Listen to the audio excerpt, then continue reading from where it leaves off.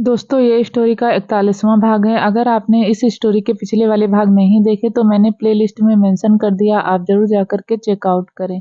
सुहानी उठकर बैठ गई और धीरे से बोली, क्या सच में हमारी शादी पहले ही हो चुकी है? हम कितने सालों से एक दूसरे के साथ हैं? सुहानी एक के बाद एक सवाल करती जा रही थी। कियान ने उसके सवालों से फ्रस्ट्रेट होकर अपनी आंखें बंद की और फिर उसके चेहरे को दोनों हाथों में लेकर अपनी आंखें खोली और अपने सिर को एक तरफ झुकाते हुए उसके होठों पर अपने होंठ रख दिए। कियान की पर्सनालिटी की तरह उसकी किस भी पैशनेट थी।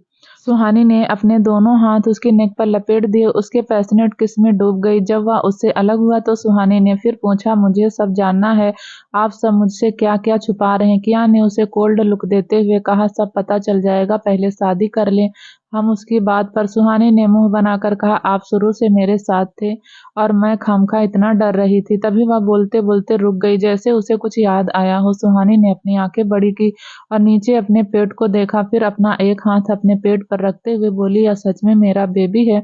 सुहानी ने खुशी से कहा। कियान ने भी अपना एक हाथ उसके पेट पर रखा और उसे देखते हुए कहा, हाँ, यह हमारा बेबी है।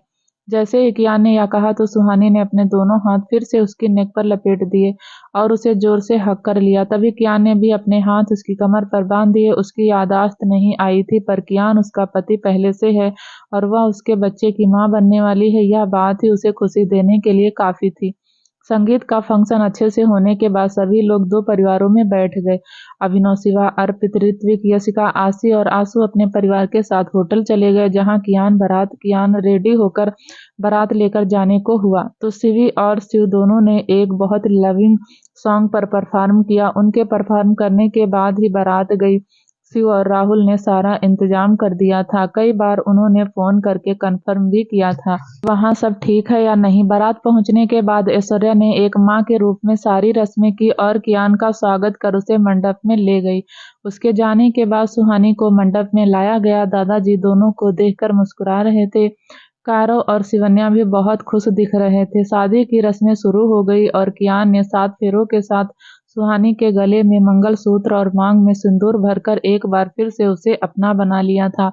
फेरों के दौरान सभी दोनों पर फूलों की बारिश कर रहे थे। उन सभी ने अपनी एक्साइटमेंट में मंडप को फूलों से ढक दिया था।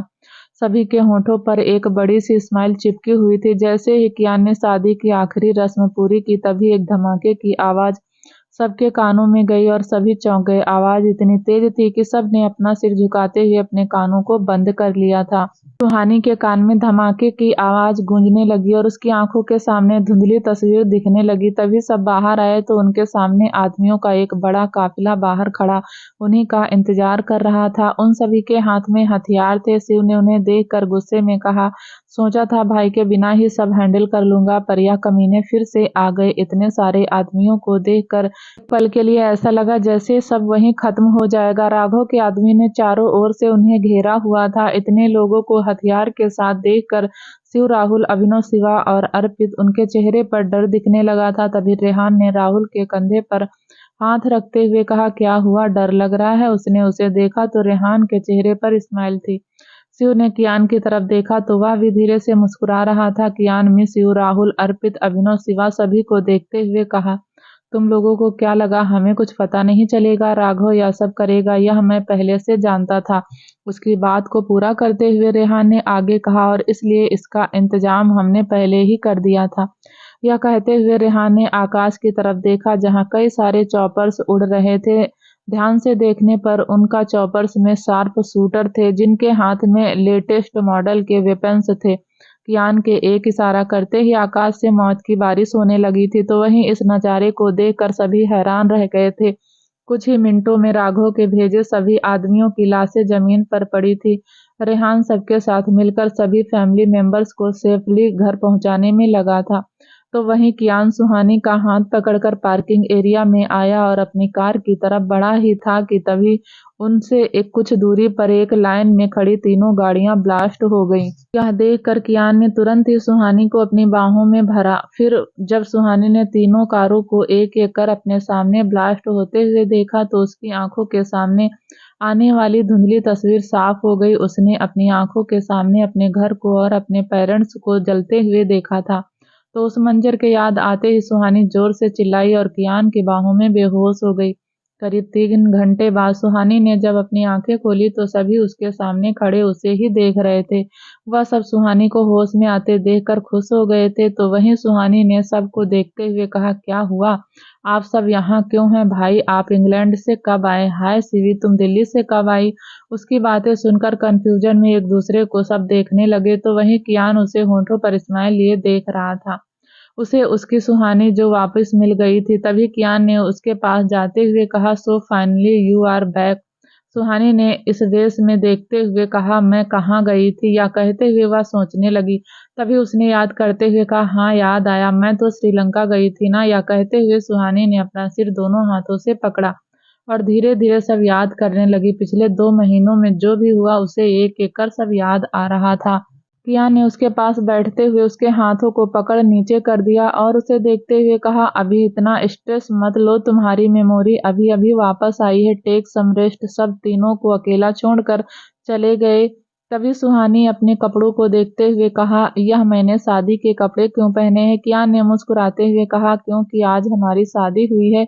सुहानी ने चौंकते हुए पूछा, फिर से? हमने फिर से शादी की है, पर क्यों? कियान बोला, क्योंकि तुम हमारी शादी को भूल गई थी। सुहानी ने उसकी बात पर सोचते हुए, ख्वाब में इतनी शादी अपने कैसे भूल सकती थी?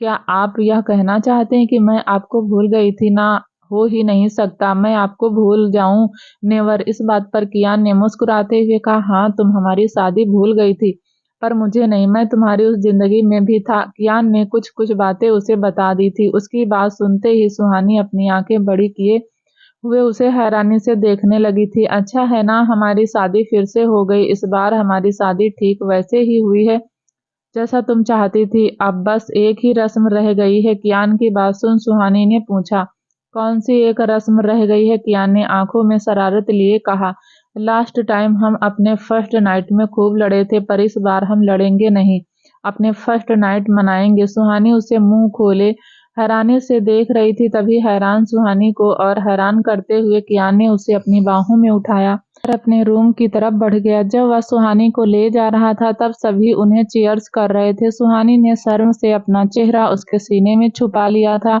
और कियान को और कसकर पकड़ लिया था। वहीं सिवी, स्वाति, यशिका, पायल और अंशिका उसे जोर जोर से चिल्लाते हुए ऑल द बेस्ट कह रही थी। लड़कियों को सुहानी का साथ देते देखकर सभी लड़के भी कियान को चीयर्स करने लगे थे, पर वे दोनों ही उन्हें इग्नोर कर एक दूसरे में खोए हुए थे। कियान सुहानी को लेकर अपने रूम में आ गया। उसके रूम को बहुत खूबसूरती से सजाया गया था। उसने सुहानी को बेड पर बिठाया और उसकी गोद में सिर रखकर लेट गया। उसे देखकर ऐसा लग रहा था जैसे वह बहुत थक गया हो। सुहानी धीरे धीरे उसके बालों में अपनी उंगली फिरा रही थी। तभी उसने कियान को देखते हुए कहा, मैंने आपको बहुत परेशान किया ना? कियान ने अपनी आंखें खोलकर उसे देखते हुए कहा, नहीं, तुम्हारा साथ मेरे लिए परेशानी नहीं, सुकून है। मैं तुमसे कभी परेशान नहीं हो सकता। यह बोलते हुए उसने सुहानी के गाल को छुआ तो वह उसकी बात पर मुस्कुराने लगी। उसने झुक कर कियान के माथे को चूम लिया। तभी उसने सुहानी के स्टमक पर अपना एक हाथ रख कर उसे देखते हुए कहा, you are pregnant Suhani, we are going to be parents. यह सुनते ही खुशी से सुहानी की आंखें बड़ी हो गई और उसने हैरानी और खुशी के मिले जुले भाव से कहा, क्या सच में? आप सच कह रहे हैं, हम पेरेंट्स बनने वाले हैं? कियान ने सिर हिला दिया तो सुहानी झट से उसके गले लग गई। खुशी से उसकी आंखों में आंसू भर गए थे। तभी उसने भीगी आंखों से मुस्कुराते हुए कहा, थैंक यू सो मच कियान, आपने मुझे दुनिया का सबसे खूबसूरत तोहफा दिया है। आप देखना, मैं हमारे बच्चे को बहुत प्यार करूंगी, उसका बहुत ख्याल रखूंगी। मैं जानता हूँ सुहानी, तुम एक बहुत अच्छी माँ बनोगी। उसकी बात पर सुहानी ने कहा, और आप बहुत अच्छे पापा। कियान मुस्कुराने लगा। तभी वह सुहानी के सिर के पीछे हाथ रख उसे धीरे धीरे अपने ऊपर झुकाने लगा और उसके होंठों को अपने होंठों से छू लिया। वे दोनों अपनी खुशी को एक दूसरे के साथ जी रहे थे। जज्बातों की लहर दोनों के अंदर उठी थी, जिसे दोनों ने ही एक दूसरे के ऊपर खर्च किया। सुबह का ब्रेकफास्ट सभी ने एक साथ किया। आज सभी को पुरानी वाली सुहानी को देखकर खुशी हो रही थी। शिवन्या ने सुहानी की नजर उतारी और उसे अपने खाने पीने का ख्याल रखने के लिए कहा। दादाजी ने भी सुहानी को आजीवन खुश रहने का आशीर्वाद दिया। कायरो भी सबको साथ देखकर खुश थे। तभी सुहानी ने दादाजी से कहा, दादाजी मैं चाहती हूँ कि बेबी का नाम आप रखें। आप बेबी का नाम रखेंगे ना? दादाजी उसकी बात पर मुस्कुराते हुए बोले, ओबराय वंश का अंश है तुम्हारे अंदर बेटा। यह मेरी दिली तमन्ना थी कि मैं अपने पर पोते को देखूं। तुम मेरी यह ख्वाहिश पूरी कर रही हो तो क्या मैं इतना नहीं कर सकता? मैं जरूर अपने पर पोते का नाम रखूंगा। उनकी बात सुनकर सुहानी मुस्कुराने लगी। यशिका प्रेग्नेंट है यह जानकर वो खुश हो गई थी। उसने यशिका और ऋत्विक के गले लग कर दोनों को बधाई दी। तभी शिवी उठते हुए बोली, चलो अच्छा है, अब हमें नाटक नहीं करना पड़ेगा। उसका साथ देते हुए स्वाति ने कहा, हाँ शिवी, यह नाटक कर रखे मैं तो थक गई थी। दोनों की बात सुनकर सुहानी ने पूछा, नाटक? कैसा नाटक? आंसू ने उसकी बात का जवाब देते हुए कहा, दिमाग की मेमोरी लॉस की सजा सबको मिल रही थी। आपकी नजरों में ऋत्विक भाई भी सिंगल थे और रिहान भाई यशिका भाभी के हस्बैंड थे। आप बार बार उन्हें भाभी का ख्याल रखने के लिए कहती थी और उन्हें डांटती थी। यह बोलते हुए आंसू हंस रही थी तो वहीं उसकी बात पर सुहानी ने हैरानी से सबको देखते हुए कहा, क्या यह सच है? क्या मैंने सच में यह सब किया था? उसके पूछने पर शिवी, स्वाति, यशिका और आंसू सभी ने एक साथ कहा, हाँ। तभी सुहानी ने अपने दोनों कान पकड़ लिए और सबकी तरफ देखते हुए उनसे माफी मांगने लगी, सॉरी रेहान जी, सॉरी भाई, सॉरी राहुल जी, सॉरी शिव। तभी ऋत्विक ने उसके हाथों को नीचे करते हुए कहा, नहीं आरू, तुझे हमसे माफी मांगने की जरूरत नहीं है। हाँ सुहानी, हमने तुम्हारी मेमोरी लॉस वाली कंपनी को बहुत एंजॉय किया। रेहान की बात सुनकर सुहानी ने मुंह बना लिया। उसे लग रहा था कि उसने सबको वाकई में बहुत तंग किया है। तभी किया ने उसके कंधे पर हाथ रखते हुए कहा, हाय सिली गर्ल, डोंट फील। की सुहानी ने उसकी तरफ देखा और मुंह बनाकर बोली, मैंने सबको कितना परेशान किया ना मेरी जान। तुमने किसी को परेशान नहीं किया, बल्कि यह सब ही तुम्हें चीट कर रहे थे। उसकी बात पर सुहानी ने चौंकते हुए कहा, क्या? कियान ने भी हाँ में सबने सिर हिला दिया तो सुहानी उन सभी को घूर कर देखने लगी। तभी वह सब एक एक कर वहां से गायब हो गए। यह देखकर सुहानी ने गुस्से में कहा, मैं इन्हें छोड़ूंगी नहीं। उधर ऑस्ट्रेलिया में हाथ में गन लिए राघव शैतान जैसा लग रहा था। उसका गुस्सा उसके आदमियों के साथ साथ वहां रखी चीजों पर भी निकल रहा था। राघव ने गुस्से में पहले उन लोगों को मारा जो कियान को मारने में नाकामयाब रहे और वापस लौट आए। फिर वह निर्जीव चीजों पर निशाना लगाते हुए हवा में फायरिंग करने लगा। राघव की आंखों में गुस्सा भर गया था। उसने गुस्से में अपने दांत पीसते हुए कहा, बस बहुत हो गया। लुका छुपी का यह खेल अब सामने से खेलते हैं। मैं आ रहा हूँ कियान, और इस बार खाली हाथ नहीं आऊंगा। यह कहते हुए राघव शैतानों की तरह हंसने लगा तो वहीं विला के दूसरे रूम में राजीव किसी से कॉल पर बात कर रहा था। तभी उसने कॉल पर बात करते हुए कहा, यह क्या बोल रहा है तू? वह अरेस्ट कैसे हो सकता है? कॉल के दूसरी तरफ बोल रहे शख्स ने उसकी बात का जवाब देते हुए कहा, मैं अपनी पूरी कोशिश कर रहा हूँ उन्हें बाहर लाने की, पर पुलिस के पास उनके खिलाफ सारे सबूत हैं। उन्हें 6 साल की जेल और फांसी की सजा हुई। यह सुनकर राजीव ने गुस्से में कहा, अगर उसे कुछ भी हुआ तो मैं तेरी जान ले लूंगा। तुझे मैंने उसके साथ उसे प्रोटेक्ट करने के लिए रखा था। फिर तेरे रहते वह जेल कैसे जा सकता है? उसे जेल से निकाल कैसे भी करके, नहीं तो उसे फांसी होने से पहले तो खुद की कब्र खोद लेना, वरना मैं तुझे अपने हाथों से सूली पर चढ़ा दूंगा। राजीव की आंखों में गुस्से की आग दिख रही थी। उसे देख ऐसा लग रहा था जैसे किसी ने उसके शरीर से एक हिस्से को काट कर उससे अलग कर दिया हुआ। आदमी जो राजीव की बातें सुन रहा था, उसके मुंह से एक शब्द नहीं निकला। तभी राजीव ने आगे कहा, तू क्या करेगा, कैसे करेगा या मुझे नहीं पता। उसे फांसी होने से पहले कैसे भी करके उसे बाहर निकाल ले। तू जानता है ना वह मेरे लिए क्या है? उस आदमी ने ओके कहा और राजीव ने कॉल कट करते हुए खुद से कहा, पहले अधिराज ओबराय ने मेरे बाप को जेल पहुंचाया, फिर कारो ओबराय मेरे पीछे हाथ धोकर पड़ गया, और अब कियान, यह तो उन दोनों से भी आगे निकल गया। मैं अब इस वंश का अंत ही खत्म कर दूंगा। बस बहुत हो गया, सालों का हिसाब अब पूरा होगा। राजीव ने अपने फोन में एक फोटो को देखते हुए आगे कहा, वह हथियार जिसे मैंने सबसे छुपा कर रखा था, कियान तो उस तक भी पहुंच गया। तू जानता नहीं कियान यह क्या है? यह वह लोहा है जो समय आने पर तुझे काटेगा। यह कहते हुए राजीव हंसने लगा। वहीं उधर इंडिया में 1 महीने बाद सुहानी की प्रेगनेंसी को आज 3 महीने हो गए थे। उसके शरीर पर अब हल्का उभार दिखने लगा था। डॉक्टर ने उसे बेड रेस्ट दिया था, इसलिए सुहानी अब ज्यादातर अपने रूम में ही रहती थी। सुहानी की तरह यशिका भी अपने रूम में ही रहती थी। ऋत्विक तो वापस ऑस्ट्रेलिया जाना चाहता था, पर ऐश्वर्या और सुहानी के जिद करने पर वह रुक गया और यशिका की डिलीवरी होने तक यहीं रुकने का फैसला किया। शिवा के चेहरे की हवाइयां उड़ी देखकर राहुल ने उससे पूछा, क्या हुआ, ऐसे मुंह लटका कर क्यों बैठा है, जैसे तेरी वाली को कोई और ले जा रहा हो।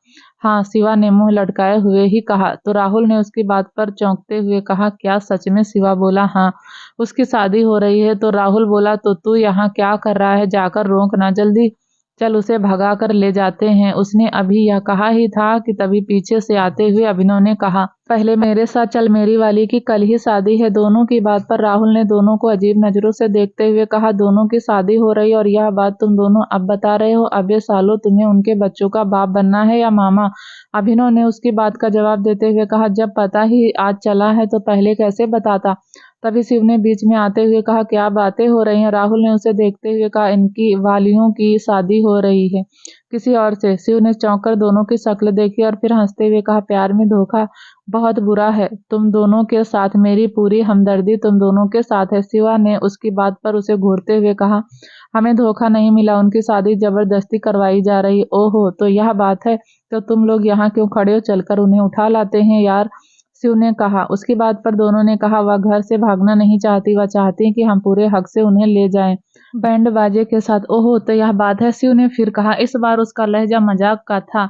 यह सबको उसकी बातों से पता चल रहा था। तुम दोनों भाई से बात करो ना, भाई तुम्हारा रिश्ता लेकर जरूर जाएंगे। अब तुम्हारे गार्जियन तो भाई ही हैं, तो जाओ भाई से बात करो। शिव की बात पर राहुल ने कहा, क्या तुमने आज तक अपने बारे में बात की है? यह सुनकर शिव बोला, क्या बात कर रहा है यार, मरना थोड़ी ना है मुझे। तो राहुल ने उसकी बात पर कहा, हाँ तो वैसे ही यह दोनों भी नहीं मरना चाहते। बात तो सही है तेरी, यह बोल। शिव सोचने लगा। फिर कुछ सेकंड बाद उसने कहा, मेरे पास एक आइडिया है जिसमें हम सभी का काम हो जाएगा, वह भी बिना भाई का सामना किए।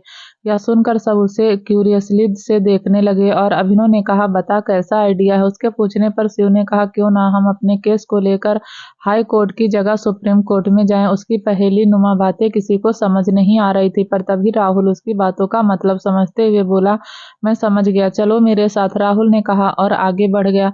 वे तीनों उसके पीछे पीछे चल दिए। कॉरिडोर में अर्पित ने चारों को एक साथ देखकर पूछा, कहाँ जा रहे हो सब? शिव ने कहा, सुप्रीम कोर्ट में केस फाइल करने जा रहे हैं, चलेगा तू भी? उसकी बात पर अर्पित ने कंफ्यूजन में सबको देखते हुए कहा, मैं कुछ समझा नहीं। तो उसे समझाते हुए राहुल ने कहा, इन दोनों को शादी करनी है, कियान भाई से बात करने की हिम्मत इनमें है नहीं, तो अब हम उस शख्स के पास जा रहे हैं जिनके सामने कियान भाई भी नहीं बोलते। अर्पित ने बीच में कहा, वे तो तुम सब सुहानी भाभी के पास जा रहे हो, ठीक है मैं भी चलता हूँ। तो क्यों जाएगा? शिव के पूछने पर अर्पित ने कहा, अब जब गंगा बह रही है तो मैं भी बहती गंगा में अपने हाथ धो ही लेता हूँ। आफ्टर ऑल शादी तो मुझे भी करनी है ना। उसे इतना एक्साइटेड देखकर सब उसे अजीब तरह से देखने लगे। फिर एक एक कर बिना कुछ कहे सभी कियान के रूम की तरफ चले गए। यह देखकर अर्पित उनके पीछे पीछे चलते हुए कहा, यह सब मुझे ऐसे क्यों देख रहे हैं? कियान के रूम के बाहर पहुंचकर शिव ने धीरे से डोर खोल कर देखा तो सुहानी बेड पर बैठी बुक पढ़ रही थी। तभी उसका ध्यान अपनी ओर करते हुए शिव ने कहा, भाभी मैं अंदर आ जाऊं? सुहानी ने उसे देखा और बुक को बंद करते हुए मुस्कुराते हुए कहा, हाँ आ जाइए।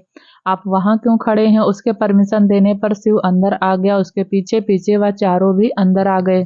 राहुल और शिव को छोड़कर पहली बार वे तीनों कियान के बेडरूम में गए थे। रूम में आते ही उन्हें डर लगने लगा था। कियान के ना होते हुए भी उन्हें वहां कियान की प्रेजेंट फील हो रही थी। तो वहीं सुहानी उन सबको देखकर सोच में पड़ गई थी।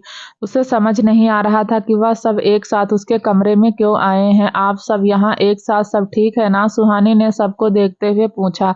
तो शिव ने सबके उसके रूम में आने का रीजन बताया। उसकी बात सुनकर सुहानी ने कहा, ओहो, तो अब समझ आया 2 दिन से दोनों का फोन क्यों नहीं लग रहा था।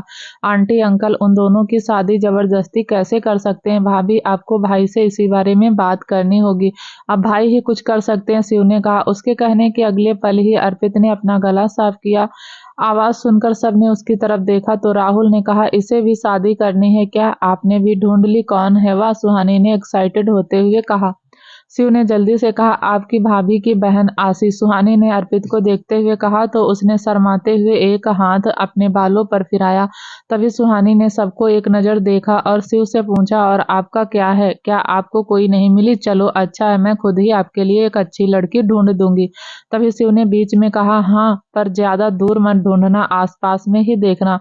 उसकी बात पर सुहानी ने कहा, आसपास में कहाँ कोई अच्छी लड़की है? तभी शिव ने शर्माते हुए कहा, भाभी आप सही देखोगी तो यहीं घर में ही दिख जाएगी कोई ना कोई। उसकी बात पर सुहानी सोचने लगी और तभी उसने चौंकते हुए कहा, आंसू? आप आंसू की बात कर रहे हैं? हाँ, शिव ने धीरे से कहा।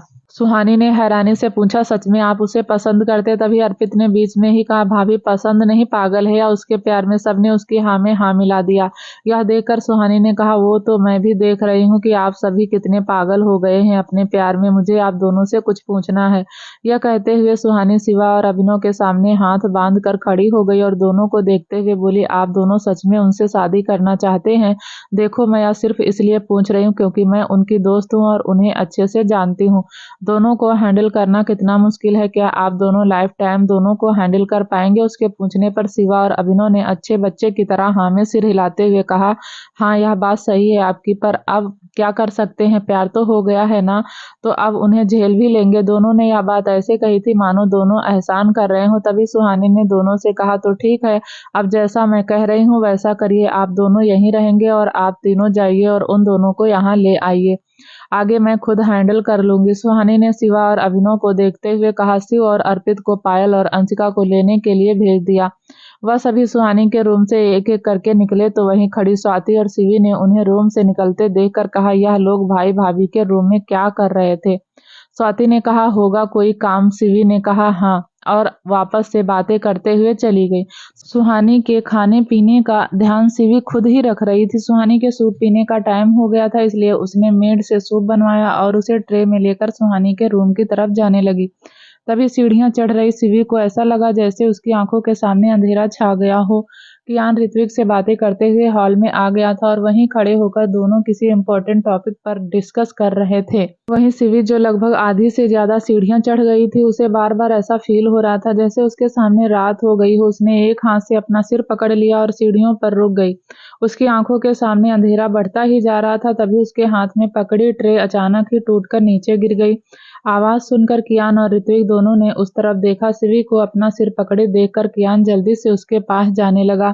इससे पहले कि शिवी बेहोश होकर सीढ़ियों से नीचे गिरती, कियान ने उसे पकड़ लिया। उसने शिवी को अपनी गोद में उठाया और उसे लेकर सीधा मिनी हॉस्पिटल में आ गया। उसे बेड पर लिटाकर कियान ने उसके गाल को थपथपाते हुए उसे आवाज दी, शिवी आंखें खोलो, अपने होश में आओ। कियान के बार बार आवाज देने पर भी शिवी को होश नहीं आया तो ऋत्विक ने उसे साइड करते हुए कहा, लेट्स मी चेक हर। उसकी बात मानकर कियान शिवी के पास से हटकर दूर खड़ा हो गया और ऋत्विक सभी को चेक करने लगा। तभी कुछ देर बाद ऋत्विक ने शिवी को चेक करके कियान की तरफ देखते हुए कहा, कांग्रेचुलेशन, मामा बनने वाले हो, सी इज प्रेग्नेंट।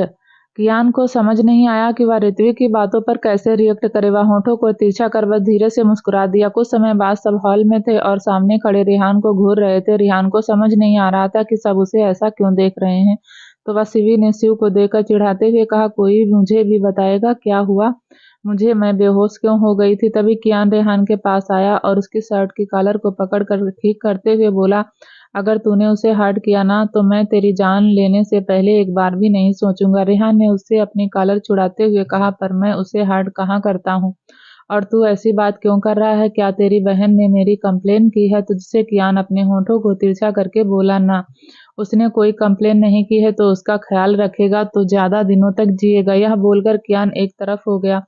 वहीं रेहान ने सोचते हुए खुद से कहा, इसे क्या हो गया, यह मुझसे इस तरह बात क्यों कर रहा है? शिवी अभी भी सबको सवालिया नजरों से देख रही थी। तभी उसने रेहान की तरफ देखा और आंखों से इशारे किए तो उसे कियान देख जैसे कह रहा हो, मुझे नहीं पता। दोनों को परेशान होते देखकर सुहानी, यचका, स्वाति, आंसू, आशीष सबने एक साथ तेज आवाज में कहा, congratulation to be a parents. उन सब की बात सुनकर शिवी और रेहान दोनों हैरान रह गए। वे दोनों सभी को हैरानी और खुशी के मिले जुले भाव से देख रहे थे, फिर एक दूसरे को देखकर धीरे से मुस्कुराए। शिवी की आंखें नम हो गई थी। वे वहीं रेहान की खुशी का ठिकाना नहीं था। रेहान ने ऋत्विक और कियान को देखा और उन्हें देखते हुए मन में कहा, तुम दोनों को क्या लगा था दोनों मुझे ओवरटेक कर लोगे? मैं भी आ गया ना तुम दोनों की कैटेगरी में। हाँ, थोड़ी देर लगी पर मेरी मेहनत रंग लाई। खुद से बात कर रेहान ने कियान को चिढ़ाने वाली स्माइल दी और उसके पास जाते हुए कहा, अब तो थोड़ा हंस दे, पापा के साथ मामा भी बनने वाला। कियान उसकी इस हरकत पर उसे घूर रहा था। ख्याल रखना उसका, कियान ने धमकी भरे अंदाज में कहा तो रेहान ने उसकी बात पर हंसते हुए कहा, वह तो मैं रखूंगा ही साले साहब, पहले अपना मुंह तो मीठा करो। यह कहते हुए रेहान ने उसके मुंह में जबरदस्ती एक लड्डू ठूंस दिया। सब दोनों को देखकर हंस रहे थे। तभी राहुल, शिव और अर्पित अंशिका और पायल को लेकर आ गए। वे दोनों लहंगे में थी। उन्हें देखकर ऐसा लग रहा था जैसे दोनों को किसी फंक्शन से उठाकर लाया गया हो। सब उन्हें ऐसे अचानक देखकर थोड़े शौक में थे। कियान भी सोफे पर बैठा दोनों को देखकर समझने की कोशिश कर रहा था। तभी दो और लोग उनके पीछे आए। वह लोग कुछ कहते उससे पहले ही उनकी नजरों ने उस विला के राजा को देखा जो उन्हें ही अपनी काली आंखों से घूर रहा था। जब अंशिका और पायल दोनों ने अपने अपने पापा को देखा तो वे दोनों ही सुहानी के पीछे जाकर छुप गई और उसके पीछे छुपने की नाकाम कोशिश करते हुए दोनों उसके पीछे से झांकते हुए कियान ने जब सुहानी की तरफ देखा तो उसने पलकें झपकाकर उसे शांत रहने के लिए कहा। तभी अंशिका के पापा ने कियान से रिक्वेस्ट करते हुए कहा, हम आपकी बहुत इज्जत करते हैं मिस्टर ओबराय, पर आज जो आपने किया है वह आपको नहीं करना चाहिए था। इस तरह हमारी बेटियों को मेहमानों के बीच से उठाकर ले आना हमारे लिए कितनी शर्मिंदगी की बात है। हमारे सबके सामने कितनी बेइज्जती हुई है। सब हमारी बेटियों के बारे में तरह तरह की बातें कर रहे थे। उनकी बात सुनकर कियान की भौं सिकुड़ गई थी और अपने माथे पर सिलवटें लाते हुए वह जैसे ही कुछ कहने को हुआ कि तभी सुहानी ने बीच में कहा, अंकल आप अपनी मर्जी जबरदस्ती पायल और अंशिका पर थोप रहे थे और यह बात आपके लिए इज्जत की बात है। जब अंशिका और पायल यह शादी नहीं करना चाहती तो क्यों आप उनकी शादी जबरदस्ती करवा रहे हैं? आपको नहीं लगता कि आपको उनकी शादी उनसे करवानी चाहिए जिन्हें वे दोनों पसंद करती हैं? पायल के पापा सुहानी को रोकते हुए बीच में कहा, पर बेटा वे लोग खानदानी हैं, उनका भरा पूरा परिवार है। यह सुन सुहानी ने अपने दोनों हाथ बांध दिए और तंज भरी मुस्कान होठों पर लिए बोली, ओहो तो यह बात है, आप उनकी शादी लड़कों से नहीं उनके पूरे परिवार से, उनके खानदान से करवा रहे हैं। सुहानी की बात सुनकर दोनों चुप हो गए। फिर एक सेकंड रुककर जैसे ही कुछ बोलने को हुए कि इतने में ही कियान ने कहा, मुझे पूरी बात बताइए।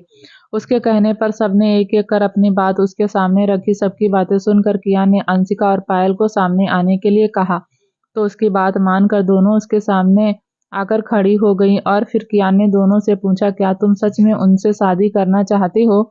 दोनों ने एक साथ हाँ में अपना सिर हिला दिया। यह देखकर कियान ने अंशिका और पायल के पापा की तरफ देखते हुए कहा, आपसे या किसने कहा कि इनकी फैमिली नहीं है? उसका इशारा अभिनव और शिवा की तरफ था। जब सब अपनी अपनी बात रख रहे थे तभी राहुल जाकर दोनों को बुला लाया। कियान से नजरें मिलाने की दोनों ने हिम्मत नहीं की, इसलिए दोनों ही सिर झुकाए खड़े थे। कियान बात सुनकर अंशिका और पायल के पापा ही नहीं बल्कि सभी सोचने लगे थे। यह बात सभी जानते थे कि शिवा और अभिनव अनाथ है, फिर कियान ने ऐसा क्यों कहा? यही सवाल सबके अंदर चल रहा था। तभी कियान ने अपना एक पैर दूसरे पर चढ़ाते हुए और सबकी सोच पर फुल स्टॉप लगाते हुए कहा, मैं हूँ इनकी फैमिली और यह मेरी फैमिली है। मैं इस फैमिली का हेड हूँ। तो अब मैं आपसे अपने दोनों भाइयों के लिए आपकी बेटी का रिश्ता मांगता हूँ। क्या आपको इस रिश्ते से कोई ऐतराज है? उसकी बात सुनकर सब उसे हैरानी से देख रहे थे। सुहानी ने कियान को प्राउडली नजर से देखते हुए मन ही मन खुद से कहा, that my devil love you मेरे राजा, आपकी इन्हीं अदाओं पर तो मुझे आप पर भर भर के प्यार आता है। हाय मैं वारी जाऊं। सुहानी ने अपनी नजरों से ही कियान की बलाई ली। वाकई कियान की बातें सबका दिल छू गई थी। उसकी इज्जत सबकी नजरों में और बढ़ गई थी। सभी उसे रिस्पेक्टफुली देख रहे थे तो वहीं शिवा और अभिनव तो उसे देख रहे थे जैसे उनके लिए उनका भगवान हो। दोनों ने सपने में भी नहीं सोचा था कि कियान उन्हें अपना भाई मानता होगा। वह दोनों तो सिर्फ उसके लिए काम करते थे, फिर भी वह दोनों उसकी फैमिली थे। आज दोनों को एक अलग ही खुशी मिली थी जिन्हें शब्दों में बयां कर पाना दोनों के लिए मुश्किल था। आज अभिनव और शिवा को उनकी फैमिली मिल गई थी। सुहानी कियान के बगल आकर बैठ गई। दोनों को देखकर ऐसा लग रहा था जैसे एक राजा अपनी रानी के साथ बैठा है। सुहानी ने दोनों हाथों से कियान की बाजू को पकड़ लिया। वह एक सेकंड के लिए भी उससे दूर न होना चाहती थी। उसकी पकड़ से उसकी पजेसिवनेस झलक रही थी। वह तो अपनी परछाई से भी कियान को शेयर नहीं करना चाहती थी। अंशिका और पायल के पापा दोनों ही निशब्द हो गए थे। कियान ओबराय खुद उनसे उनकी बेटियों का रिश्ता मांग रहा था, भला कैसे मना कर देते? अंशिका के पापा ने नजरें झुकाए हुए ही कियान से कहा, जैसा चाहते हैं वैसा ही होगा। मिस्टर ओबराय, पायल के पिता तो चुप थे, वह कहते भी क्या, आज वह अपने बॉस के सामने खड़े थे, उनके लिए तो यही बहुत बड़ी बात थी। उनके जाने के बाद कियान उठने को हुआ तो सुहानी ने उसकी बाजू को और कसकर पकड़ लिया और उसे रोकते हुए कहा, कहाँ जा रहे हैं आप?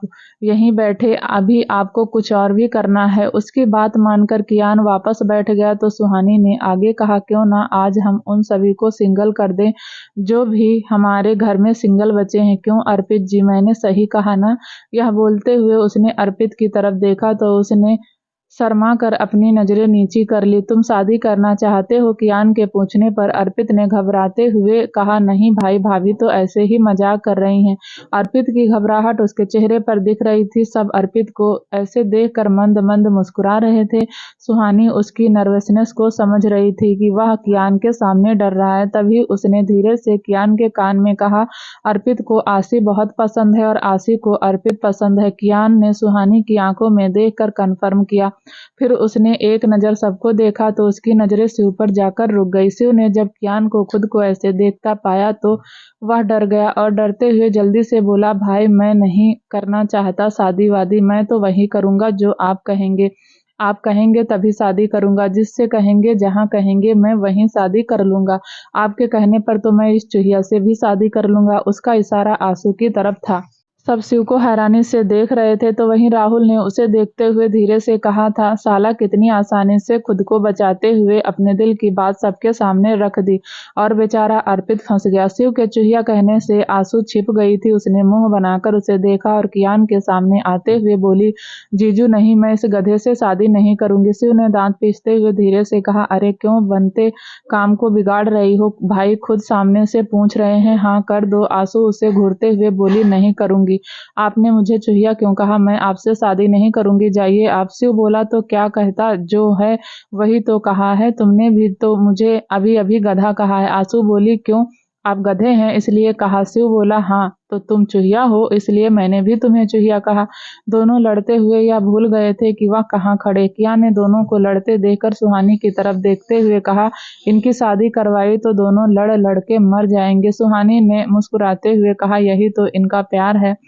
हर किसी के प्यार का अंदाज अलग होता है। इनके प्यार की शुरुआत भी लड़ाई से हुई थी। अब यह दोनों एक ही दूसरे से लड़ते रहेंगे, अपनी पूरी जिंदगी एक दूसरे के साथ बिता देंगे। यह बोल सुहानी ने हाथ बांधकर आगे कहा, अब इसमें मैं क्या करूं? अगर मेरे देवर ने मेरी देवरानी के लिए मेरी छोटी बहन को ही चुना है तो उसकी बात पर कियान ने सिर हिला दिया और एक नज़र दोनों को लड़ते हुए देखकर चला गया। सिवी उठकर दोनों के पास आई और अपने दोनों हाथ बांधकर उन्हें देखते हुए बोली, सीरियसली आंसू, तुझे शादी के लिए यही मिले? आंसू ने शिव को घूरते हुए सिवी से कहा। गलती से हाँ कर दी। शिव चिढ़कर सिवी से कहा, ओ चश्मिश, अपने काम से काम रख, घर बसने से पहले ही मत उजाड़। उसकी बात पर सिवी उसे घूरते हुए चली गई और वे दोनों फिर से लड़ने लगे। इन दोनों का कुछ नहीं हो सकता, या कहते हुए सुहानी भी चली गई। उसके जाने के बाद एक एक कर सभी वहां से चले गए, पर राहुल वहीं रुक गया और दोनों को लड़ते देखकर मुस्कुराते हुए उनके पास आया। फिर शिव के कंधे पर हाथ रख उसने कहा, बस कर, अभी के लिए इतना काफी है। आगे की लड़ाई शादी के बाद लड़ना, अभी पूरी जिंदगी बाकी है। यह बोल वह हंसते हुए चला गया। वहीं दोनों भी एक दूसरे को घूर कर अपने अपने रास्ते चले गए। एक बार फिर विला में शादी की तैयारियां शुरू हो गई थी। इस बार शादी एक या दो कपल्स की नहीं, पूरे 4 कपल की हो रही थी। और फिर से विला में सभी इकट्ठे हो गए थे। कायरो, शिवन्या, दादाजी और सभी रिश्तेदार आ गए थे। हल्दी, संगीत और मेहंदी के फंक्शन के बाद कल शादी थी। शिव, अर्पित, अभिनव और शिवा, वे सभी अपनी बैचलर नाइट को टेरिस पर सेलिब्रेट कर रहे थे। एक हाथ में सिगरेट और दूसरे हाथ में वाइन का ग्लास लिए वे सभी खूब मजे कर रहे थे। तभी अभिनव ने सिगरेट का धुआं उड़ाते हुए कहा, यह लड़कियां कैसी होती हैं, जब से शादी तय हुई है मेरी वाली मुझे इग्नोर कर रही है यार। उसकी बात पर शिवा ने कहा, उन्हें शादी करने की खुशी है, पर जिससे शादी हो रही है उनकी कोई परवाह ही नहीं है। सब ज्वेलरी, मेकअप और अपनी शॉपिंग में ही बिजी हैं और उन सब में अपने होने वाले पति को तो वह ही भूल गई हैं। अर्पित ने वाइन का एक सिप लेते हुए कहा, मैंने तो आशी को 3 दिन से देखा भी नहीं, मेरी वाली को तो लड़ने का एक मौका चाहिए। शिव ने कहा और उठकर जाने लगा। उसे जाते देखकर अर्पित ने पूछा, कहाँ जा रहा है? शिव पीछे मुड़ा और तीनों को देखकर मुस्कुराते हुए बोला, सुहाग रात मनाने। उसकी बात पर अर्पित ने चौंक कर कहा, क्या परवाह तो कल है ना। यह सुन शिव ने सोचने वाले अंदाज में कहा, अरे हाँ यार, यह तो मैं भूल ही गया था। सभी को अब हल्का हल्का नशा होने लगा था। शिव वापस आकर उनके पास बैठ गया और बोला, कितना अच्छा होता अगर प्री वेडिंग शूट की तरह लोग फ्री फर्स्ट नाइट भी मनाते। या बोलते हुए वह मुस्कुरा रहा था। अर्पित ने भी उसका साथ देते हुए कहा, तो सही है तेरी, पर वह मानेगी नहीं। अभिनव ने कहा, ट्राई करके देख लें, क्या पता मान जाए। क्यों, तो मेरी होने वाली बीबी से पिटवाने पर तुला है। अर्पित की बात पर अभिनव बोला, या तेरा ही दिया हुआ है तो तू ही पिट। शिवा ने उठते हुए कहा, मैं जा रहा हूँ सोने। उसके जाने के बाद शिव भी उठा और लड़खड़ाते कदमों से जाने लगा तो अर्पित ने उसे रोकते हुए पूछा, कहाँ जा रहा है। मेरी गर्लफ्रेंड से मिलने का आज आखिरी दिन है। कल से तो वह मेरी बीवी बन जाएगी। आज आखिरी बार मैं अपनी गर्लफ्रेंड से मिलने जा रहा हूँ। यह बोलकर शिव चला गया तो आंसू के रूम में बालकनी से अंदर गया और उसे सोते देखकर धीरे से कहा, मेरी नींद उड़ाकर कितने सुकून से सो रही है, इसे तो मैं अभी बताता हूँ। आंसू शर्ट और टी शर्ट पहने सो रही थी। उसके साथ घुटनों से थोड़े नीचे थे। टी शर्ट अंदर शर्ट के लुक में थी। ड्रेस की फिटिंग अच्छी होने की वजह से उसके बॉडी कर्व्स क्लियर शो हो रहे थे। शिव ने उसे नीचे से ऊपर तक देखते हुए कहा, कितनी हॉट है ना मेरी होने वाली बीवी। यह बोलकर वह हंस रहा था, पर उसके पैर अब पहले से ज्यादा लड़खड़ा रहे थे। वह धीरे धीरे और नशे में डूबता जा रहा था। वह बेड के एकदम पास ही खड़ा था, तभी वह लड़खड़ाकर बेड पर सो रही आंसू के ऊपर गिर गया। आंसू डर से चीखती उससे पहले ही शिव ने एक हाथ से उसके मुंह को ढक दिया। आंसू ने आंखें बड़ी करके देखा तो उसने ऊपर शिव को पाया। उसने अपने दोनों हाथों से उसका हाथ हटाया और धीरे से पूछा, आप यहाँ क्या कर रहे हैं। शिव ने स्माइल करते हुए कहा, तुमसे मिलने आया था। उसके मुंह से स्मेल आ रही थी। सूंघ करके आंसू ने पूछा, आपने ड्रिंक की है। शिव ने मुस्कुराते हुए कहा, नहीं, बस थोड़ी सी भाई की वाइन पी है। आंसू ने उसे खुद पर से हटाते हुए कहा, आप जाइए यहाँ से, वरना कोई देख लेगा। शिव ने उसके हाथों को पकड़कर हंसते हुए कहा, कोई नहीं देखेगा, रूम अंदर से बंद है। आंसू ने उससे रिक्वेस्ट करते हुए कहा, प्लीज अभी आप जाओ, हम कल बात करते हैं। अभी आप अपने होश में नहीं हैं। ओके, मैं चला जाऊंगा, पर तुम पहले मुझे किस करो। उसकी बात पर आंसू ने चौंकते हुए कहा, क्या। शिव ने स्माइल करते हुए फिर से कहा, हाँ, एक किस दे दो मुझे, मैं चला जाऊंगा। आंसू ने उसे खुद पर से हटाने की कोशिश करते हुए कहा, नहीं, मैं नहीं दूंगी। शिव ने जिद करते हुए कहा, ठीक है, तो मैं भी नहीं जाऊंगा। आंसू ने दांत पीसकर कहा, ठीक है। यह कहते हुए आंसू आंखें बंद करके अपने होठों को उसके गाल के पास ले गई, पर तभी शिव ने अपना चेहरा उसके सामने कर दिया और उसके होठों को छू लिया। आंसू ने जल्दी से अपनी आंखें खोली और शिव से दूर होने लगी, पर तब तक उसने आंसू के दोनों हाथों को बेड पर दबा दिया और उसे जबरदस्ती किस करने लगा। उसकी किस में आंसू खो गई थी, उसे पता ही नहीं चला। आंसू ने हाथ छुड़ाकर शिव को धक्का दिया और उठकर जाने लगी तो उसने आंसू को रोकने के लिए पीछे से पकड़ा तो उसकी टी शर्ट फटकर उसके हाथ में आ गई। वहीं उधर शिवा उन्हें टेरेस पर छोड़कर आ गया था। उसने रूम की तरफ जाते हुए उसके कदम पायल के रूम के बाहर आकर रुक गए। रूम को देखकर अभिनव ट्राई करने वाली बात उसे याद आने लगी, पर तभी शिवा ने अपने ख्यालों को एक तरफ झटकते हुए कहा, शिवा नहीं, एक दिन और वेट कर लेना, पर पीटने वाले काम नहीं करना। खुद से ही बातें करते हुए शिवा अपने रूम में चला गया। उधर आंसू गुस्से में शिव को घूर रही थी। आंसू ने उससे डरते हुए धीरे से कहा, सॉरी सॉरी माय फुट। यह कहते हुए आंसू उसे मारने के लिए उसके ऊपर झुकी, पर तभी उसकी टी शर्ट के आगे का कपड़ा भी झुकने की वजह से गिर गया। आंसू ने जल्दी से दोनों हाथों से खुद को कवर करते हुए अपनी आंखों को बंद कर लिया। वहीं शिव आंखें बड़ी किए उसे देख रहा था, मानो उसकी आंखों को यह नजारा सुकून दे रहा हो। पर तभी खुद पर कंट्रोल करते हुए उसने ब्लैंकेट से आंसू को कवर कर दिया। आंसू ने धीरे से अपनी आंखें खोली तो शिव ने उसकी आंखों में देखते हुए कहा, डोंट वरी, मैं तुम्हारी मर्जी के बिना कुछ नहीं करूंगा। फिर वह अगले ही पल छोटे बच्चे की तरह मुंह बनाकर बोला, can I sleep with you do night. आंसू ने मुंह बनाते हुए कहा, कल से तो हम साथ ही रहेंगे ना, प्लीज आज आप जाइए। हाँ, पर किसी महापुरुष ने कहा है कि काल करे सो आज कर और आज करे सो अभी, क्योंकि बात पर उससे आंसू उसे बेचारे की तरह देख रही थी। तभी शिव ने उसे खींचकर अपनी बाहों में भर लिया। आंसू ने ब्लैंकेट को जोर से पकड़ लिया। शिव ने उसके कान पर अपनी गर्म सांसें छोड़ते हुए धीरे से कहा, प्लीज। या कहते हुए शिव ने आंसू के कान पर किस किया तो उसने अपनी आंखों को बंद कर लिया। शिव के होंठ उसके कान से फिसल कर उसकी नेक पर आ गए। आंसू के लिए यह एहसास एकदम नया था। वह नहीं जानती थी कि ऐसे पल में वह क्या करे, पर वह चाह कर भी शिव को खुद से दूर नहीं कर पा रही थी। शिव का छूना उसे अच्छा लग रहा था। वह धीरे धीरे खुद को उसके हवाले करती जा रही थी। शिव ने धीरे से ब्लैंकेट में अपने हाथ डाले और उसे कमर से कसकर पकड़ लिया और उसके होठों पर किस करने लगा। वह उसके एहसास में डूबते हुए उसकी बाहों में सिमटी जा रही थी। शिव के होंठ आंसू ने एक बार में ही उसके कंधे से कमर तक का सफर तय कर लिया था। उसने आंसू के हाथ को अपनी शर्ट के बटन पर रख दिया। उसका इशारा समझते हुए वह उसकी शर्ट के बटन खोलने लगी। शिव कुछ सेकंड के लिए उससे दूर हुआ और अपनी शर्ट को कंधे से नीचे किया। उसकी muscular chest, perfect shape body को देखकर आंसू अपनी नजरें उस पर से हटा ही नहीं पा रही थी। यह देखकर शिव ने मुस्कुराते हुए कहा, मैं तुम्हारा ही हूँ, तुम मेरा जितना चाहो उतना एडवांटेज ले सकती हो। यह बोलकर शिव ने आंसू को अपनी बाहों में कैद कर लिया और उसके कॉलर बोन पर अपने होंठ रखते हुए उसे अपनी चाहत की बेड़ियों में कैद कर लिया। उसकी ताकत के आगे आंसू की सारी कोशिशें नाकाम रही और वह भी उसके जज्बातों की बेड़ियों में गिरफ्त होकर उसका साथ देने लगी। वहीं उधर अभिनव के जाने के बाद अर्पित अकेला बैठा था। उसने वाइन की बोतल उठाई और पीते हुए नीचे आ गया। आशी के रूम के बाहर आकर अर्पित ने खुद से कहा, देख अर्पित, यह तेरी गर्लफ्रेंड का रूम है। वह गर्लफ्रेंड जो कल तेरी बीवी बनने वाली है, पर यह तुझे इग्नोर क्यों करने लगी है। अर्पित धीरे धीरे अपना होश खोता जा रहा था। उसकी आंखों के सामने धुंधलापन छा गया था। उसके कदमों के साथ अब उसके शब्द भी लड़खड़ा रहे थे। 1 2 3, पूरे 3 दिन से मैंने तुम्हें नहीं देखा आशी, पर आज मैं तुम्हें देखकर रहूंगा।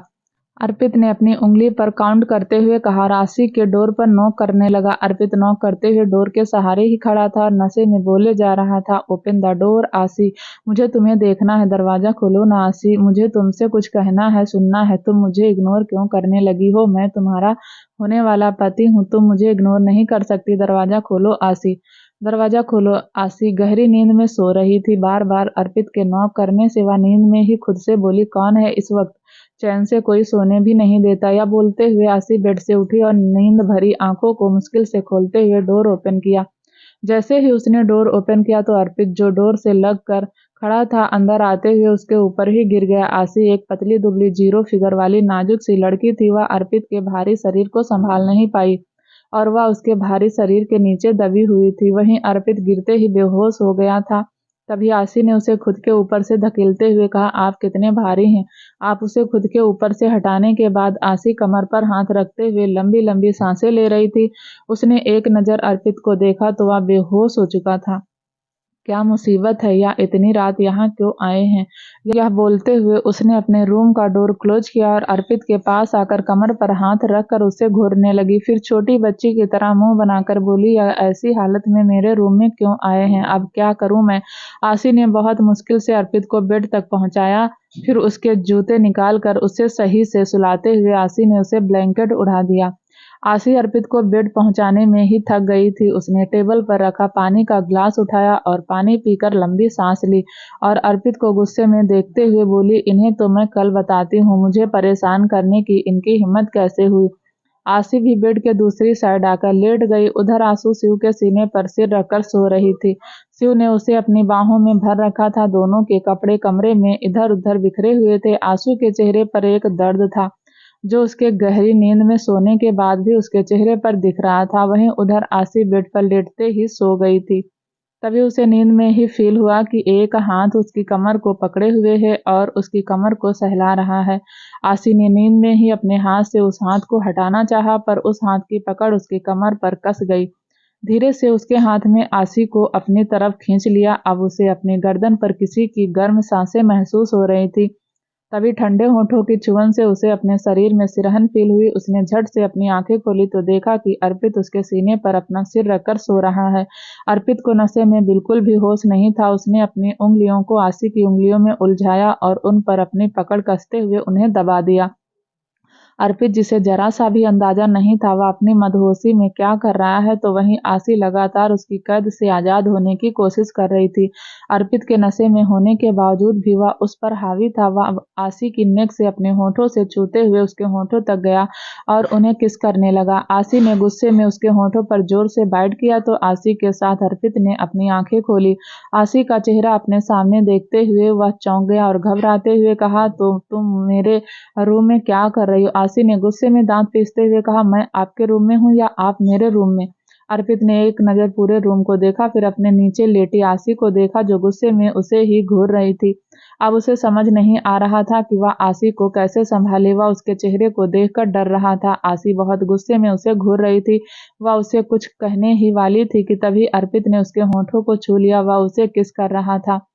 आसी ने फिर से उसको बाइट करना चाहा, पर इस बार अर्पित ने उसे बाइट कर लिया। उसने दर्द में एक आह भरी और तभी मौके का फायदा उठाकर अर्पित उसे पर्सनैलिटी किस करने लगा। आसी के गुस्से को शांत करना चाहता था, उसका माइंड डाइवर्ट करने के लिए वह उसे अपने प्यार में उलझाए हुए था। तभी अर्पित ने पलट कर उसे अपने ऊपर ले लिया। इस दौरान उसने एक सेकंड के लिए भी आसी पर अपनी पकड़ को ढीला नहीं किया। अर्पित के हाथ उसे कमर से पकड़े हुए थे। तभी उसने किस किया। अब आसी उससे दूर होने की कोशिश नहीं कर रही थी और वह भी उसे किस बैक कर रही थी। यह देख अर्पित की हिम्मत और बढ़ गई और वह उसे और परेशान करने लगा। जब उसने फील किया कि अब वह उस पर गुस्सा नहीं करेगी तो वह उसे खुद से दूर करके उठने लगा, पर तभी आसी ने उसकी शर्ट की कॉलर पकड़कर उसे अपनी ओर खींच लिया। उसकी इस हरकत पर अर्पित धीरे से मुस्कुराया और उसे देखते हुए बोला, ओ तो तुम्हें यह करना है? अर्पित के सवाल पर आसी ने कुछ नहीं कहा और उसकी आंखों में देखते हुए उसकी शर्ट को ऐसे खींचा कि उसकी शर्ट के सारे बटन टूट गए। अर्पित के लंबे लंबे सांस लेने से उसकी चेस्ट और चौड़ी हो जाती थी, जो आसी की दिल की धड़कन को बढ़ा रही थी। उसने अपने दोनों हाथ अर्पित की चेस्ट पर रखे और धीरे से उसकी शर्ट को उसके कंधे से उतार दिया। उसके ऊपर झुके होने की वजह से अर्पित के बाजू के कट स्ट्रॉन्ग दिख रहे थे, जिसे देखकर आंसू मंद मंद मुस्कुरा रही थी। अर्पित ने एक ही झटके में ऊपर से कपड़े को हटाया जो उसे ढके हुए था, फिर उसे देखते हुए धीरे से मुस्कुराते हुए कहा, just close your eyes and feel I love you. यह कहते हुए उसने एक बार फिर अपने होठों से आसी के होठों को छू लिया और उसे अपनी बाहों में कैद कर लिया। अर्पित की सुबह जब आंख खुली तो उसने देखा कि आसी उसके सीने में सिर छुपाए सुकून से सो रही है। उसकी गर्म सांसें अर्पित के सीने पर पड़ रही थी, जिससे उसके दिल में गुदगुदी हो रही थी। उसने मुश्किल से खुद को रोका और झुककर आसी के माथे को अपने होठों से छुआ। उससे अलग हुआ और अपने शर्ट पहनते हुए शर्ट के बटन लगाने लगा तो देखा कि शर्ट के सारे बटन टूटे हुए। अगर इस हालत में मुझे किसी ने देख लिया तो गड़बड़ हो जाएगी। सबकी नज़रों से बचकर अपने रूम में जाना होगा। खुद से बात करते हुए अर्पित रूम से बाहर झांकने लगा। कॉरिडोर में किसी को ना देखकर अर्पित ने पीछे मुड़कर एक नज़र सोई हुई आसी को देखा और स्माइल करते हुए बाहर निकल गया। वह अभी 2-3 कदम आगे बढ़ा ही था कि तभी एक रूम का डोर ओपन हुआ और उस रूम से शिव को बाहर आता देख उसकी आंखें बड़ी हो गई। शिव जाने के लिए मुड़ा ही था कि तभी उसने अपने सामने अर्पित को खड़ा देखा। उसे देखकर वह चौंक गया। उसकी शर्ट के सारे बटन टूटे हुए थे और उसकी शर्ट उसकी बॉडी पर झूल रही थी। शिव की हालत भी ज्यादा अच्छी नहीं थी। बिखरे हुए बाल और गर्दन पर बने स्क्रैच साफ साफ कल रात की चुगली कर रहे थे। दोनों ने एक दूसरे को हैरानी से देखते हुए एक साथ कहा, क्या तूने भी? दोनों की उंगली एक दूसरे के ऊपर थी। तभी उनके पीछे से एक आवाज आई। दोनों आवाज सुनकर उस ओर देखने लगे। तुम दोनों इतनी सुबह सुबह क्या कर रहे हो? रेहान ने उनके पास आते हुए पूछा। उसने जैसे ही दोनों की हालत देखी तो वह मुस्कुराने से खुद को रोक नहीं पाया और धीरे से हंसते हुए दोनों के कंधे पर हाथ रखकर दोनों को देखते हुए बोला, क्यों बे साले, एक दिन का सबर नहीं हुआ तुम दोनों से? रेहान शिवी का हस्बैंड था, ऐसे में दोनों उसके साले ही थे। अभी दोनों रेहान के सामने मुजरिम बने खड़े थे। उसने दोनों को खामोश देखकर एक बार फिर मुस्कुराते हुए कहा, जाओ जाकर चेंज करो और अपनी हालत ठीक करो, इससे पहले कि कोई तुम्हें ऐसे देखे। दोनों ने उसकी बात पर जुड़वा भाइयों की तरह एक साथ सिर हिला दिया और जाने लगे, पर तभी कियान अपने रूम से कॉल पर बात करते हुए निकला। जैसे ही दोनों की नज़र कियान पर गई तो दोनों की सांसें उनके गले में अटक गई। इससे पहले कियान की नज़र दोनों पर पड़ती वह दोनों ही रेहान के पीछे जाकर छुप गए। यह देखकर रेहान फिर से हंसने लगा और दोनों को तिरछी नजरों से देखकर फ्री हुए कहा, क्या हुआ? डर लग रहा है? अबे सालों, कांड करने से पहले सोचा नहीं तो अब क्यों डर रहे हो? जाओ सामना करो अपने राक्षस भाई का। शिव ने डरते हुए रेहान को देखा और मुंह बनाकर कहा, क्या भाई आप भी आज ही शुरू हो गए? भाई से बचा लो ना प्लीज, हम तो आपके साले हैं, इतना तो आप हमारे लिए कर ही सकते हो। उसका साथ देते हुए अर्पित ने भी कहा, हाँ भाई प्लीज आज बचा लो, बाद में आप जो भी पनिशमेंट दोगे पूरी करेंगे। रेहान को दोनों की बात सुनकर हंसी आ रही थी, तभी कियान की नजर उन पर पड़ गई और वह उन्हें देखते हुए उनके पास आने लगा। जैसे जैसे वह उनके पास आ रहा था, शिव और अर्पित की सांसें रुकती जा रही थी। दोनों ने रेहान के पीछे छुपे हुए ही उसके दोनों हाथों को कसकर पकड़ लिया। रेहान ने हंसते हुए दोनों से कहा, क्यों बेसाले, खुद को बसंती, मुझे वीरू और अपने भाई को गब्बर समझा है क्या, जो मेरे पीछे ऐसे छुपे हो। उसकी बात पर अर्पित कराहते हुए बोला, भाई जो समझना है समझो, पर अभी आप ही हमारे लिए सब कुछ हो।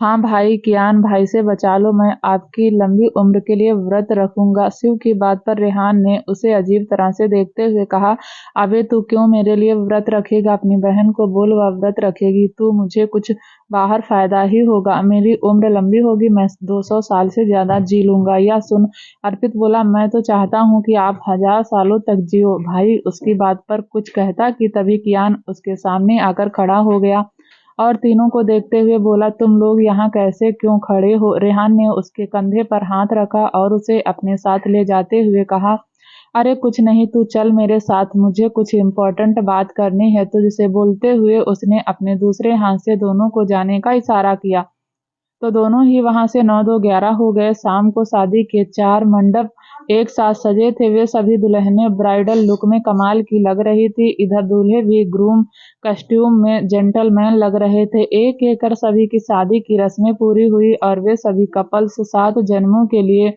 एक दूसरे से शादी के बंधन में बंध गए। सभी ने दादाजी कैरो और शिवन्या का आशीर्वाद लिया और शादी के बाद की सभी रस्में हुई, जिनमें सभी ने खूब एंजॉय किया। वहीं उधर ऑस्ट्रेलिया में राजीव अपने रूम में इधर से उधर चक्कर लगा रहा था।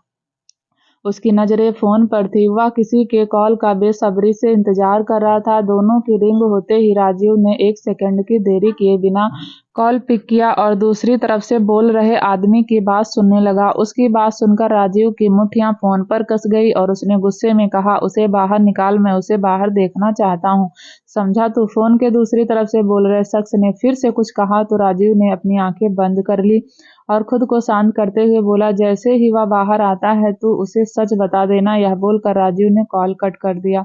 वह पीछे मुड़ा तो राघव उसे सवालिया नजरों से देख रहा था। आप कुछ परेशान लग रहे हैं डैड, राघव ने अपने कदम उसकी तरफ बढ़ाते हुए पूछा। नहीं ऐसी कोई बात नहीं, तू यह बता काम हुआ, राजीव ने बात बदलते हुए कहा। तो राघव उसे देखते हुए बोला, मैं इस बारे में ही बात करने आया था आपसे, मैं इंडिया जा रहा हूँ। राजीव ने उसके कंधे पर हाथ रखकर कहा, ठीक है, इस बार या तो उसे मार कर आना या वापस ही मत आना, सुना है वह बाप बनने वाला है। राघव ने सिर हिलाते हुए कहा, हाँ मैं चाहता हूँ तू ओबराय वंश का अंत कर दे, खत्म कर दे उसके वंश को। उसकी बात पर राघव ने एक बार फिर हाँ में सिर हिला दिया। राजीव ने उसके दोनों हाथ पैंट की जेब में डालते हुए आगे कहा, मैंने कुछ लोगों की एक स्पेशल टीम बुलाई जो तेरे इस काम में तेरी मदद करेगी। इस बार भी राघव ने राजीव की बात पर सिर हिला दिया। राघव एक बार फिर कियान से भिड़ते अपने साथ मौत के सौदागरों को ले जा रहा था। वहीं उधर कियान को भी खबर मिल गई थी कि राघव इंडिया आ रहा है। उसने सोचते हुए रेहान से कहा, उसके ठिकाने का पता चल रहा है। गुस्से में दांत पीसते हुए कहा, यही तो नहीं पता चल रहा है कि इस बार वह किस बिल में छुपकर बैठा है। वहीं इंडिया आने के बाद राघव अभी सिर्फ उड़ीसा पहुंच गया था और वहीं अपने आदमियों के साथ प्लानिंग कर रहा था। राघव ने पानी की लहरों को देखते हुए विराज से कहा, मुझे कियान के हर पल की खबर चाहिए, उस पल की तलाश करो जब वह थोड़ी देर के लिए कमजोर लगे, हम उसी पल उस पर हमला करेंगे। विराज ने उसकी बात पर कहा, जिस तरह हमारे साथ नए लोग जुड़ रहे हैं उसके पास भी अब काफी लोगों का साथ है, उनमें से एक रेहान सिंह राठौर भी है। उसके कमजोर पल को तलाशने से अच्छा है उसे ही कमजोर कर दिया जाए। बात पर राघव ने उसे देखते हुए पूछा, तू कहना क्या चाहता है। मेरे पास एक प्लान है। यह कहते हुए विराज राघव से अपना डिस्कस करने लगा। जैसे जैसे विराज उसे अपने प्लान के बारे में बताते जा रहा था, राघव के होठों पर शैतानी मुस्कुराहट करती जा रही थी और फिर राघव विराज के प्लान के अकॉर्डिंग कियान को कमजोर करने में लग गया। वहीं उधर कियान उसका ठिकाना ढूंढने में लगा था। दोनों ही अपनी तरफ से पूरी कोशिश कर रहे थे और इसी कोशिश में देखते ही देखते 5 महीने बीत गए। सुहानी की प्रेगनेंसी के 8 महीने पूरे हो गए थे और 9वां महीना शुरू हो गए, 1 वीक हो गया था। क्या होगा आगे जानने के लिए प्लीज़ दोस्तों चैनल को लाइक, शेयर, सब्सक्राइब जरूर करें ताकि जब भी वीडियो डालें आपको नोटिफिकेशन तुरंत मिले। तब तक के लिए नमस्कार, धन्यवाद।